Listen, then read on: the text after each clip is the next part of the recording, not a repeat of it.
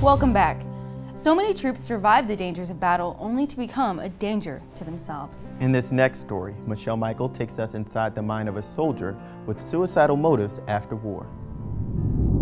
You know, you start thinking about death and how can I kill myself, and you know, and then that became my preoccupation. For Emily Stair, death was a real possibility.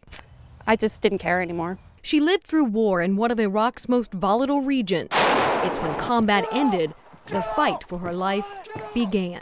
I got back from the deployment and I thought, oh, I'll be normal. And it just never got normal, it just got worse. Wow.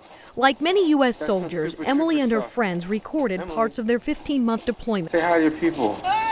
Their minds recorded all of the war. And unlike the camera, Would you turn it off?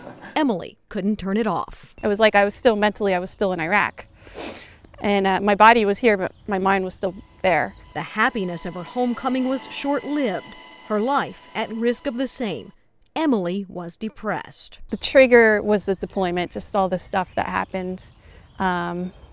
Patients getting killed and killing themselves and getting blown up. As a physical therapist, Emily felt she was fighting a battle she could not win.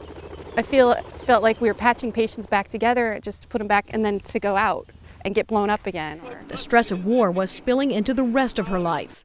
Her mind more worn than her boots. Emily was facing an ultimatum. I knew that, you know, either I was going to get help or kill myself. What happened next is perhaps the only reason Emily is alive to talk to us today. I had to learn at the hospital that I was sick. I am sick. Emily checked herself into the psychiatric ward at Landstuhl Regional Medical Center. That's when she realized the widespread problem of Army suicides. And there was people in Landstuhl from Africa, Afghanistan, Iraq, all over.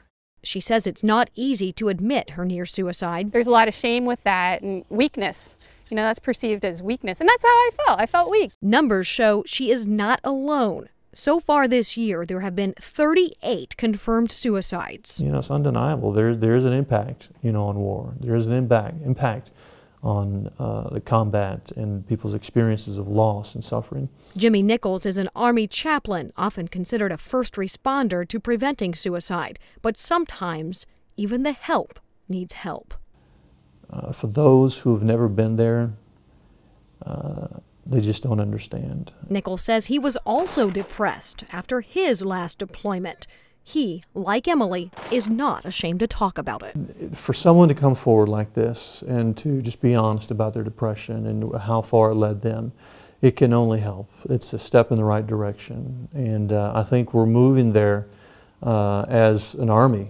The real enemy for soldiers who won't seek mental help is well known, and many fear it more than war itself. I think the stigma is alive and well.